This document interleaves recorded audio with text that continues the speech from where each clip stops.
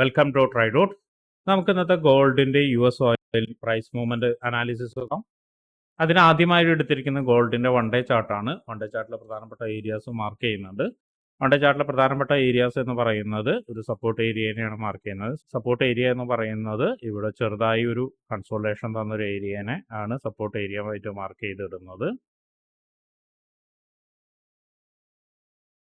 അതിന് താഴെ ഒരു സപ്പോർട്ട് ഏരിയ ഉണ്ട്, അതിനെ മാർക്ക് ചെയ്തിടുന്നുണ്ട്. ഇത് ക്ലിയർ ആയിട്ട് ഇവിടെ ഒരു കൺസോളേഷൻ, വലിയൊരു കൺസോളേഷൻ നടന്ന മാർക്കറ്റ് മുകളിലോട്ട് പോയ ഏരിയ ആണ്. അവിടെ നിന്ന് വലിയൊരു സ്ട്രക്ചറൽ ബ്രേക്ക് കിട്ടിയിട്ടുണ്ട്. മാർക്കറ്റ് അവിടെ നിന്ന് വളരെ സ്ട്രോങ് ആയിട്ടാണ് മുകളിലോട്ട് പോയത്. അതിന്റെ തൊട്ട് മുകളിൽ ഒരു ഇംബാലൻസ് ബാക്കിയിരിക്കുന്നുണ്ട്, അതിനെ മാർക്ക് ചെയ്തിടുന്നുണ്ട്.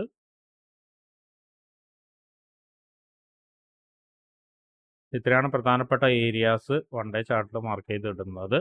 ഇനിയുള്ളത് റെസിസ്റ്റൻസ് ഏരിയ ആണ്. റെസിസ്റ്റൻസ് ഏരിയ എന്ന് പറയുന്നത് ഓൾ ടൈം ഹൈനെ ബ്രേക്ക് ചെയ്ത് വളരെ സ്ട്രോങ് ആയിട്ടുള്ള ഒരു ക്യാൻഡിലാണ് കഴിഞ്ഞ ഫ്രൈഡേ നമുക്ക് തന്നിരിക്കുന്നത്.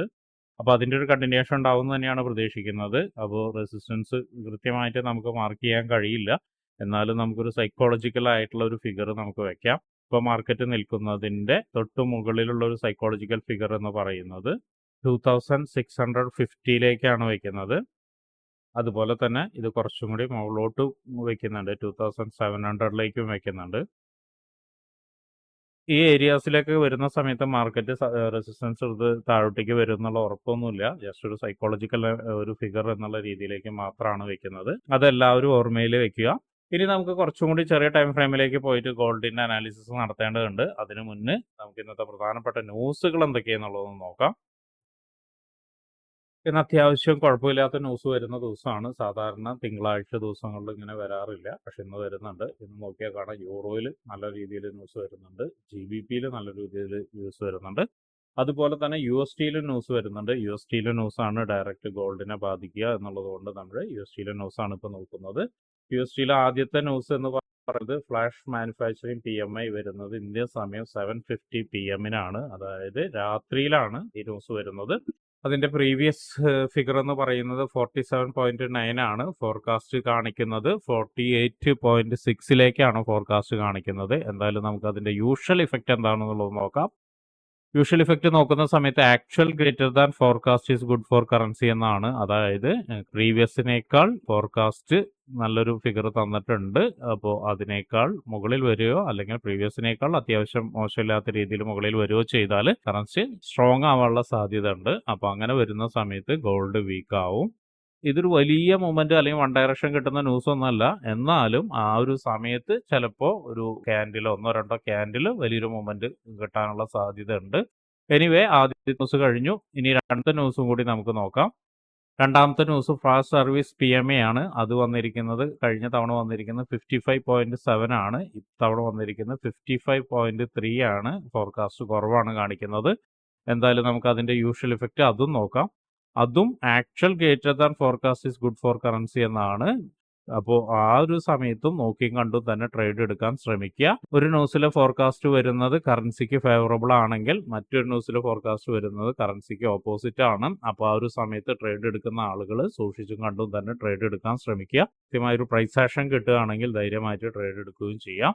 ഇനി നമുക്ക് ചാർട്ടിലോട്ട് പോയിട്ട് കുറച്ചും കൂടി കൂടുതൽ അനാലിസിസ് നടത്താം. വൺ ഡേ ടൈം ഫ്രെയിമിൽ നിന്ന് നമുക്ക് നേരെ പോകുന്നത് 4 അവറിലേക്കാണ്. 4 അവറിലെ പ്രധാനപ്പെട്ട ഏരിയാസ് നമുക്ക് മാർക്ക് ചെയ്യുന്നുണ്ട്. 4 അവറിലെ പ്രധാനപ്പെട്ട ഏരിയാസ് നോക്കുന്ന സമയത്ത് ഇവിടെ നിന്ന് ഒരു സ്ട്രക്ചർ ഷിഫ്റ്റ് തന്നിട്ടുണ്ട്. മാർക്കറ്റ് ഇവിടെ നിന്ന് സ്ട്രക്ചർ ഷിഫ്റ്റ് തന്ന് മാർക്കറ്റ് മുകളിലോട്ട് പോയിട്ട് വീണ്ടും താഴോട്ടേക്ക് ഒന്ന് ഇറങ്ങാനുള്ള ഒരു ശ്രമം നടത്തുന്നുണ്ട്. അത് ഇറങ്ങാനുള്ള ശ്രമം എന്ന് പറയുന്നത് ഒരു സപ്പോർട്ട് എടുക്കാനായിരിക്കാം. അപ്പോൾ എന്തായാലും നമുക്ക് 4 അവറിൽ പ്രധാനപ്പെട്ട ഏരിയാസ് മാർക്ക് ചെയ്യുന്നുണ്ട്. 4 അവറിൽ പ്രധാനപ്പെട്ട ഏരിയാസ് എന്ന് പറയുന്നത് ഒന്ന് ഈ ഒരു ഏരിയ ആണ്. അതിൻ്റെ തൊട്ട് മുകളിൽ നമ്മൾ നേരത്തെ വരച്ച ഡേയുടെ ഒരു ഇംബാലൻസ് 4 അവറിലും കാണിക്കുന്നുണ്ട്. അപ്പോൾ അതും പ്രധാനപ്പെട്ട ഏരിയ ആണ്. രണ്ടാമത്തെ പ്രധാനപ്പെട്ട സപ്പോർട്ട് ഏരിയ എന്ന് പറയുന്നത് ഇതാണ്. പിന്നെ അതുപോലെ തന്നെ 4 അവറിൽ ഒരു ഇംബാലൻസ് കാണിക്കുന്നുണ്ട്. ആ ഒരു ഇംബാലൻസിൽ നമ്മൾ മാർക്ക് ചെയ്തിടുന്നുണ്ട്. ഇത് വളരെ സ്ട്രോങ് ആയിട്ട് ആക്ട് ചെയ്യാൻ പറ്റുന്ന ഒരു ഇംബാലൻസ് ആയിരിക്കും. അതിനെ നമ്മൾ മാർക്ക് ചെയ്തിടുന്നുണ്ട്. അതൊന്നും എല്ലാവരും നോട്ട് ചെയ്ത് വെക്കുന്നത് നന്നായിരിക്കും. ഇവിടേക്ക് മാർക്കറ്റ് ഇറങ്ങി വരുന്ന സമയത്ത്, പ്രത്യേകിച്ചും ഈ ഏരിയയിൽ നിന്ന് സ്ട്രക്ചർ ഷിഫ്റ്റും കൂടി തന്നതാണ്. അപ്പോൾ ആ ഏരിയയിലേക്ക് വരുന്ന സമയത്ത് ഒരു സപ്പോർട്ട് കിട്ടാനുള്ള സാധ്യത, അല്ലെങ്കിൽ സപ്പോർട്ട് എടുത്ത് മുകളിലോട്ട് പോകാനുള്ള സാധ്യത ഉണ്ട്. അപ്പോൾ ഇതൊരു ഇമ്പോർട്ടൻ്റ് ഏരിയ ആയിട്ടാണ് നമ്മൾ കണക്ക് കൂട്ടുന്നത്. ഇനി താഴോട്ടേക്ക് നോക്കുകയാണെങ്കിൽ ചെറിയൊരു ഇംബാലൻസ് വേറെയും കിടക്കുന്നുണ്ട്. മാർക്കറ്റ് അവിടേക്ക് കൃത്യമായിട്ട് ഇറങ്ങി വരുമെന്നുള്ളത് പറയാൻ കഴിയില്ല. പക്ഷെ ഇത് തീരെ ചെറിയൊരു ഇംബാലൻസ് ആണ്. എന്നാലും നമ്മളത് നോട്ട് ചെയ്ത് വെക്കുന്നുണ്ട്. മാർക്കറ്റ് ഒരുപക്ഷെ ന്യൂസ് ടൈമിലെങ്ങാനും ഇറങ്ങി വരികയാണെങ്കിൽ അതൊരു പക്ഷേ നല്ലൊരു സപ്പോർട്ടായിട്ട് ആക്ട് ചെയ്യാനുള്ള സാധ്യതയുണ്ട്. അപ്പോൾ ഇത്രയാണ് പ്രധാനപ്പെട്ട ഏരിയാസ് ഫോർവേഡിൽ മാർക്ക് ചെയ്യുന്നത്. ഡേ ചാർട്ടിൽ പറഞ്ഞ പോലെ തന്നെ മുകളിൽ നമുക്ക് റെസിസ്റ്റൻസ് ഇല്ല. അപ്പോൾ റെസിസ്റ്റൻസ് ഇല്ലാത്തടത്തോളം കാലം നമുക്ക് കൃത്യമായിട്ട് ഏരിയനെ മാർക്ക് ചെയ്യാൻ കഴിയില്ല. ഒരു സൈക്കോളജിക്കൽ ഫിഗർ എന്നുള്ള രീതിയിലേക്ക് 2650 ആണ് നെക്സ്റ്റ് റെസിസ്റ്റൻസ് ആയിട്ട് എടുത്തിരിക്കുന്നത്. എനിവേ നമുക്ക് കുറച്ചുകൂടി ചെറിയ ടൈം ഫ്രെയിമിലേക്ക് പോവാം. കുറച്ചുകൂടി ചെറിയ ടൈം ഫ്രെയിമിലേക്ക് പോയിട്ട് കൃത്യമായിട്ട് ട്രേഡ് എടുക്കാൻ എന്തെങ്കിലും സപ്പോർട്ടോ റെസിസ്റ്റൻസോ മറ്റുള്ള കാര്യങ്ങളോ ഉണ്ടോ എന്നുള്ളത് നോക്കാം. അതിന് വേണ്ടിയിട്ട് പോകുന്നത് 1 അവറിലേക്കാണ്. 1 അവറിലേക്ക് പോകുന്ന സമയത്ത് നമുക്ക് മനസ്സിലാക്കാൻ കഴിയുന്നത് എന്താണെന്ന് വെച്ചിട്ടുണ്ടെങ്കിൽ ഈ ഒരു ഏരിയയിൽ ഇപ്പോൾ കൺസോളിഡേഷൻ ആണ് നടന്നുകൊണ്ടിരിക്കുന്നത്. തൊട്ട് താഴെ ഒരു 1 അവറിൽ ഒരു ചെറിയൊരു സ്ട്രക്ചറൽ ഷിഫ്റ്റ് തന്നിട്ടുണ്ട്. ആ ഒരു ഏരിയയിലേക്ക് ഇറങ്ങി മാർക്കറ്റ് സപ്പോർട്ട് എടുത്തിട്ടുണ്ട്. പ്രത്യേകിച്ചും അവിടെ കാണുന്ന ഒരു ചെറിയ ഒരു ഇംബാലൻസിലേക്ക് മാർക്കറ്റ് വന്നിട്ടുണ്ട്. വളരെ ചെറിയൊരു ഇംബാലൻസിലേക്ക് മാർക്കറ്റ് വന്ന് ഒരു സപ്പോർട്ട് എടുത്ത് നിൽക്കുന്നുണ്ട്. എന്തായാലും അവിടെ നിന്നിട്ട് ക്ലിയർ ആയിട്ട് ഒരു മൊമെന്റ് അല്ലെങ്കിൽ ക്ലിയർ ആയിട്ട് സപ്പോർട്ട് എടുത്തു എന്ന് കാണിക്കുന്നതിന് എന്തെങ്കിലും ക്യാൻഡിൽസോ അല്ലെങ്കിൽ പാറ്റേണോ ഉണ്ടെങ്കിൽ ഒരു ബൈ എൻട്രി നോക്കാവുന്നതാണ്. പ്രത്യേകിച്ചും അതിന് താഴെ ഈ ഒരു കൺസോളേഷൻ നടന്ന ഏരിയ ഇവിടെ ഒരു സപ്പോർട്ട് ഏരിയ ആയിട്ട് വർക്ക് ചെയ്യാനുള്ള സാധ്യത ഉണ്ട്. എനിവേ നമുക്ക് ഇവിടെ നിന്ന് നമുക്കൊരു ബൈ എൻട്രി എക്സ്പെക്റ്റ് ചെയ്യാം. പക്ഷെ പ്രത്യേകിച്ച് അവിടെ നിന്നിട്ട് ബൈ എൻട്രി എക്സ്പെക്റ്റ് ചെയ്യണമെങ്കിൽ പോലും ഒരു കൺഫർമേഷൻ കിട്ടണം. ഇപ്പോൾ നോക്കുകയാണെങ്കിൽ ഒരു കൺഫർമേഷൻ കിട്ടിയിട്ടില്ല. എന്തായാലും ചെറിയ ടൈം ഫ്രെയിമിലേക്ക് പോകുന്ന സമയത്ത് ചിലപ്പോൾ കിട്ടിയിട്ടുണ്ടായിരിക്കും. എനിവേ ചെറിയ ടൈം ഫ്രെയിമിലേക്ക് പോയതിനു ശേഷം കൺഫർമേഷൻ കിട്ടുകയാണെങ്കിൽ ഒരു ബൈ എൻട്രി അവിടെ നിന്ന് നോക്കാം. അല്ലെങ്കിൽ താഴോട്ടേക്ക് ഇറങ്ങി വന്ന് കഴിഞ്ഞ് ഈ ഒരു ഏരിയയിലേക്ക് വരുന്ന സമയത്തായിരിക്കണം ബൈ എൻട്രി നോക്കേണ്ടത്. കാരണം നേരത്തെ പറഞ്ഞ പോലെ തന്നെ ഇവിടെ ഒരു വലിയ ബ്രേക്ക് തന്ന സ്ട്രക്ചറൽ ബ്രേക്ക് തന്ന ഒരു ഏരിയ ആണ്. ആ ഏരിയയിലേക്ക് വരുന്ന സമയത്ത് സപ്പോർട്ടായിട്ട് വർക്ക് ചെയ്യാനുള്ള സാധ്യത ഉണ്ട്. അതിന്റെ തൊട്ട് താഴെ നേരത്തെ പറഞ്ഞ പോലെ തന്നെ ഇവിടെ ഒരു സപ്പോർട്ട് ഏരിയ ഉണ്ട്. പിന്നെ ഒരു ചെറിയൊരു ഇംബാലൻസ് ഉണ്ട്. അതിന് താഴെ വീണ്ടും സപ്പോർട്ട് ഏരിയ ഉണ്ട്. അപ്പോൾ താഴോട്ടേക്ക് ഇറങ്ങി വരുന്ന സമയത്ത് ഈ ഏരിയയിലേക്ക് വരുന്ന സമയത്ത് മാർക്കറ്റ് എങ്ങനെ ബിഹേവ് ചെയ്യുന്നു എന്നുള്ളതനുസരിച്ച് മാത്രം ട്രേഡ് എടുക്കാൻ ശ്രമിക്കുക. ഈ പറഞ്ഞ ഏരിയ വിട്ട് താഴോട്ടേക്ക് വീണ്ടും മാർക്കറ്റ് ഇറങ്ങുകയാണെങ്കിൽ ഇത് വളരെ സ്ട്രോങ് ആയിട്ടുള്ള ഒരു ഏരിയ ആണ്. അപ്പോൾ ഇവിടുന്ന് ബൈ എൻട്രി കിട്ടാനുള്ള സാധ്യതയുണ്ട്. ഇനി സെൽ എൻട്രി എന്ന് പറയുന്നത് തൽക്കാലം ഇപ്പോൾ നോക്കുന്നില്ല. വലിയൊരു ടൈം ഫ്രെയിമിലേക്ക് നോക്കുന്ന സമയത്ത് നമുക്ക് തൽക്കാലം സെൽ എൻട്രി ഒന്നും ഇല്ല. എടുത്തു കഴിഞ്ഞാൽ പെടാനുള്ള സാധ്യത വളരെ കൂടുതലാണ്. അല്ലെങ്കിൽ നമുക്ക് ക്ലിയർ ആയിട്ടുള്ള കൺഫർമേഷൻ കിട്ടണം. ക്ലിയർ ആയിട്ടുള്ള കൺഫർമേഷൻ കിട്ടണമെങ്കിൽ ഇതിന്റെ താഴെയൊക്കെ വരണം. ഇതിന്റെ താഴെ വന്നാലും പ്രശ്നം എന്തെന്ന് വെച്ചിട്ടുണ്ടെങ്കിൽ അവിടെ വളരെ സ്ട്രോങ് ആയിട്ടുള്ള സപ്പോർട്ട് ഏരിയാസ് ഉണ്ട്. ആ ഒരു സപ്പോർട്ട് ഏരിയാസിൽ നിന്ന് മാർക്കറ്റ് മുകളിലോട്ട് പോകാനുള്ള സാധ്യതയുണ്ട്. അപ്പോൾ അതുകൊണ്ട് നമ്മൾ സെൽ എൻട്രി പെട്ടെന്നൊന്നും നോക്കുന്നില്ല. ഇത് 1 അവറിന്റെ ടൈം ഫ്രെയിമിലാണ്. ചെറിയ ടൈം ഫ്രെയിമിലേക്ക് പോകുന്ന സമയത്ത് നിങ്ങൾക്ക് കൺഫർമേഷൻ ഉണ്ടെങ്കിൽ സെൽ എൻട്രി എടുക്കാവുന്നതാണ്. ഇനി നമുക്ക് കുറച്ചും കൂടി ചെറിയ ടൈം ഫ്രെയിമിലേക്ക് പോകാം. 50 മിനിറ്റ്സിലോട്ട് പോയിട്ട് എന്തെങ്കിലും സാധ്യത ഉണ്ടോ എന്നുള്ളത് നോക്കാം.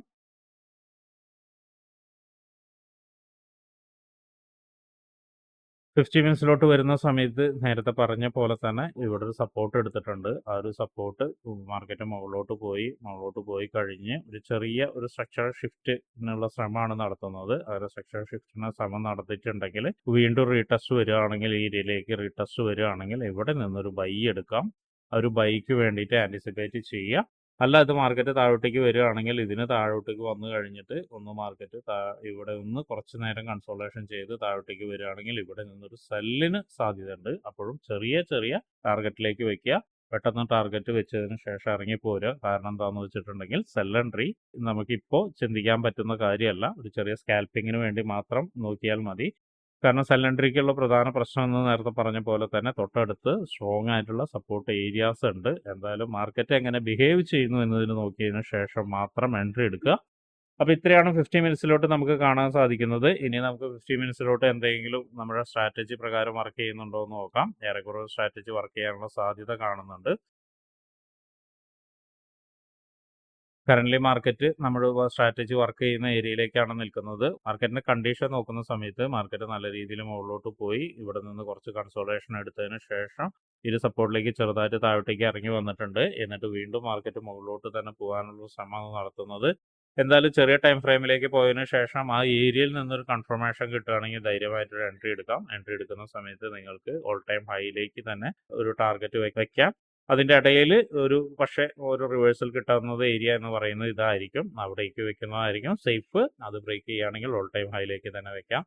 എനിവേ എന്തായാലും ഈ ഗോൾഡിൽ ട്രേഡ് എടുക്കുന്ന ആളുകളെല്ലാം കൃത്യമായി കാര്യങ്ങൾ പഠിച്ചതിന് ശേഷം കൺഫർമേഷനോട് കൂടി മാത്രം ട്രേഡ് എടുക്കാൻ ശ്രമിക്കുക.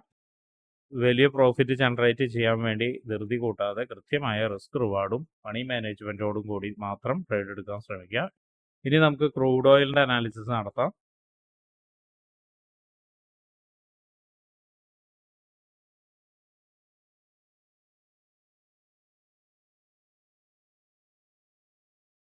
ക്രൂഡ് ഓയിലിന്റെ അനാലിസിസ് നടത്തുന്ന സമയത്ത് കഴിഞ്ഞ ദിവസങ്ങളിലൊക്കെ പറഞ്ഞ പോലെ ഈ ഒരു ഏരിയ വളരെ സ്ട്രോങ് ആയിട്ട് ആക്ട് ചെയ്ത ഒരു ഏരിയയാണ്. മാർക്കറ്റ് കുറേ കാലമായിട്ട് ഈ ഏരിയയിൽ വന്നിട്ട് സപ്പോർട്ട് എടുത്ത് മുകളിലോട്ട് പോയിട്ടുണ്ട്. ഇത്തവണയും ആ ഏരിയയിലേക്ക് തന്നെയാണ് വന്നിട്ട് മാർക്കറ്റ് മുകളിലോട്ടാണ് പോകാൻ ശ്രമിക്കുന്നത്. മുകളിലോട്ട് പോകുന്ന സമയത്ത് പ്രധാനപ്പെട്ട കുറച്ച് ഏരിയാസ് ഉണ്ട്, അതിനെ നമ്മൾ മാർക്ക് ചെയ്യുന്നുണ്ട്. ആദ്യമായിട്ട് നേരത്തെ വരച്ച ഈ ഏരിയയെ സപ്പോർട്ടായിട്ട് എടുക്കുന്നുണ്ട്.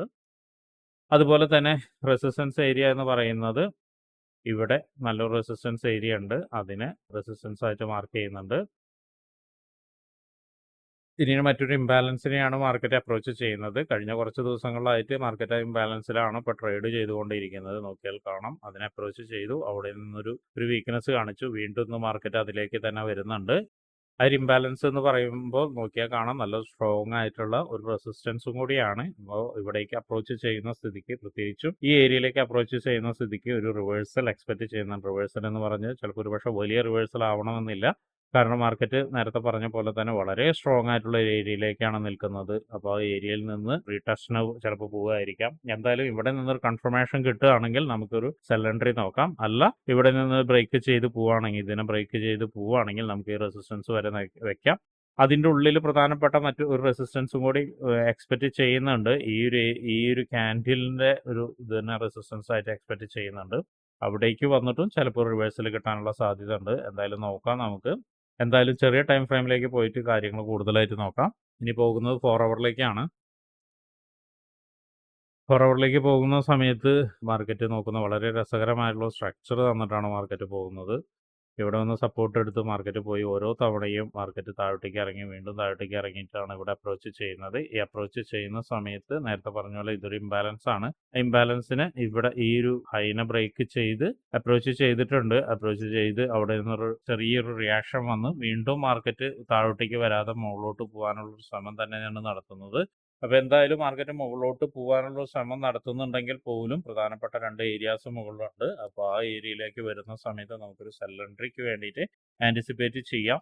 ഇനി മറ്റൊരു കാര്യം എന്തെന്ന് വെച്ചിട്ടുണ്ടെങ്കിൽ 4 ഹവറിൽ ഇതിൻ്റെ ഹൈനെ ബ്രേക്ക് ചെയ്തിട്ട് ഒരു റിവേഴ്സൽ കിട്ടുകയാണെങ്കിൽ നമുക്ക് ചെറിയ രീതിയിലൊരു സെൽ എൻട്രിയും കൂടി നോക്കാം. അതെല്ലാം നമുക്ക് ചെറിയ ടൈം ഫ്രെയിമിലേക്ക് പോയിട്ട് നമുക്ക് നോക്കാവുന്നതാണ്. അതിനു മുന്നേ പ്രധാനപ്പെട്ട ഏരിയാസ് മാർക്ക് ചെയ്യാനുള്ളതുണ്ട്. നേരത്തെ പറഞ്ഞ പോലെ തന്നെ ഈ ഒരു ഇംബാലൻസ് പ്രധാനപ്പെട്ട ഏരിയ ആണ്. ഇവിടെ റെസിസ്റ്റൻസ് പ്രധാനപ്പെട്ട ഏരിയ ആണ്. ഈ റെസിസ്റ്റൻസിന്റെ മുകളിൽ വീണ്ടും ഒരു ഇംബാലൻസ് കിടക്കുന്നുണ്ട് 4 ഹവറിൻ്റെ. അവിടേക്ക് എത്തുന്ന സമയത്ത് ഇതിനെയും കൂടി പരിഗണിക്കേണ്ടി വരും. പിന്നെ അതിൻ്റെ മുകളിൽ നേരത്തെ വരച്ച 1 ഡേ ചാർട്ടിൽ വരച്ച വളരെ സ്ട്രോങ് ആയിട്ടുള്ള റെസിസ്റ്റൻസ് ഉണ്ട്. തൽക്കാലം അവിടെ വരെയാണ് ഇന്ന് മാർക്ക് ചെയ്യുന്നത്. ഇനി മാർക്കറ്റിന്റെ മറ്റു മൂവ്മെന്റ് എല്ലാം ശ്രദ്ധിച്ചതിന് ശേഷം മാത്രമേ നമുക്ക് റെസിസ്റ്റൻസ് സപ്പോർട്ട് നമുക്ക് മാർക്ക് ചെയ്യാൻ പറ്റുള്ളൂ.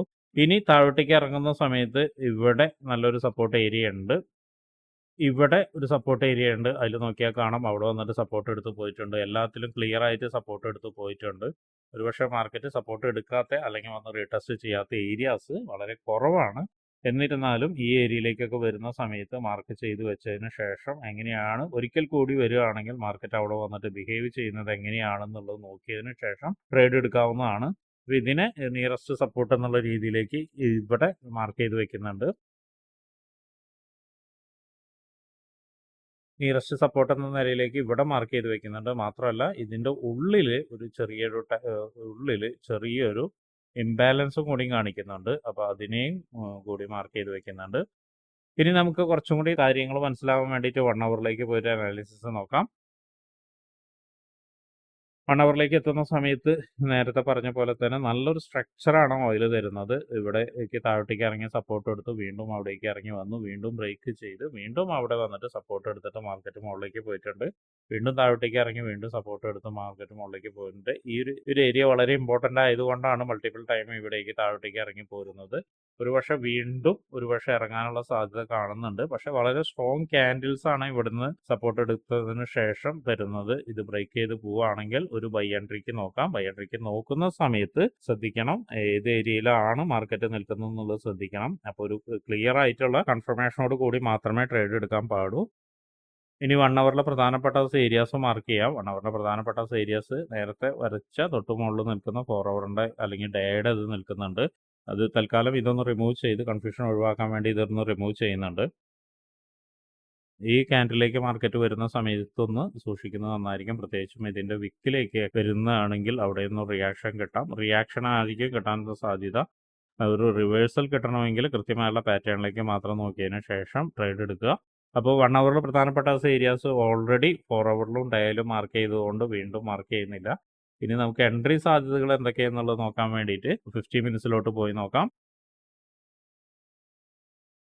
50 മിനിറ്റ്സിൽ നമ്മൾക്ക് നമ്മുടെ സ്ട്രാറ്റജി പ്രകാരം ഒരു എൻട്രി കിട്ടാനുള്ള സാധ്യത കാണുന്നുണ്ട്. പക്ഷേ അതിലൊരു പ്രശ്നം എന്താണെന്ന് വെച്ചിട്ടുണ്ടെങ്കിൽ മാർക്കറ്റ് ഇപ്പോൾ നിൽക്കുന്ന ഏരിയ എന്ന് വെച്ചാൽ വളരെ സ്ട്രോങ് ആയിട്ടുള്ള റെസിസ്റ്റൻസ് ഏരിയയിൽ നിന്നാണ്. അവിടെ നിന്ന് താഴോട്ടേക്ക് ഇറങ്ങി വരികയാണെങ്കിൽ ക്ലിയർ ആയിട്ട് താഴോട്ടേക്ക് ഇറങ്ങി വരികയാണെങ്കിൽ ഒരു എൻട്രി സാധ്യത കിട്ടാനുള്ളതുണ്ട്. അത് പ്രത്യേകിച്ചും ഇവിടെ ഒരു നല്ലൊരു കൺസോൾട്ടേഷൻ ഏരിയ ആണ്. അപ്പോൾ ഈ ഏരിയയിൽ സംവെയർ ഇതിൻ്റെ താഴെ എവിടേക്കെങ്കിലും മാർക്കറ്റ് വരികയാണെങ്കിൽ ഒരു എൻട്രി സാധ്യത കിട്ടാനുള്ള സാധ്യതയുണ്ട്. അപ്പോൾ അവിടെ വെക്കുകയാണെങ്കിൽ പോലും ഒരുപക്ഷെ വലിയൊരു സ്റ്റോപ്പ് ലോസ് ആയിരിക്കും വരിക. കാരണം ഇതിൻ്റെ താഴെ എന്തായാലും സ്റ്റോപ്പ് ലോസ് വെക്കണം. ഒരു 48-50 പിപ്പോളം സ്റ്റോപ്പ് ലോസ് വരും. അപ്പോൾ എന്തായാലും ഈ ഏരിയയിലേക്ക് അപ്രോച്ച് ചെയ്തതിന് ശേഷം മാത്രം എൻട്രി എടുക്കാൻ ശ്രമിക്കുക. പ്രത്യേകിച്ചും സ്റ്റോപ്പ് ലോസും കൂടി കാര്യമായിട്ട് നോക്കേണ്ടതുണ്ട്. ഇത്രയാണ് പ്രധാനപ്പെട്ട കാര്യങ്ങൾ ക്രൂഡ് ഓയിലിലുള്ളത്. അപ്പോൾ എല്ലാവരും നോക്കിയും കണ്ടും ട്രേഡ് എടുക്കാൻ ശ്രമിക്കുക. നിങ്ങൾക്ക് ആർക്കെങ്കിലും ഫോറക്സിനെ കുറിച്ചിട്ട് ഫ്രീ ആയിട്ട് പഠിക്കാൻ താല്പര്യമുണ്ടെങ്കിൽ നിങ്ങൾക്ക് ഈ വീഡിയോയുടെ ഡിസ്ക്രിപ്ഷനിൽ കാണുന്ന വാട്സപ്പ് കമ്മ്യൂണിറ്റിയിൽ ജോയിൻ ചെയ്യുക. അപ്പോൾ എല്ലാവരും നോക്കി കണ്ടും ട്രേഡ് എടുക്കാൻ ശ്രമിക്കുക. ഈ ആഴ്ച നല്ലൊരു പ്രോഫിറ്റബിൾ വീക്ക് ആവട്ടെ എന്ന് ആശംസിക്കുന്നു.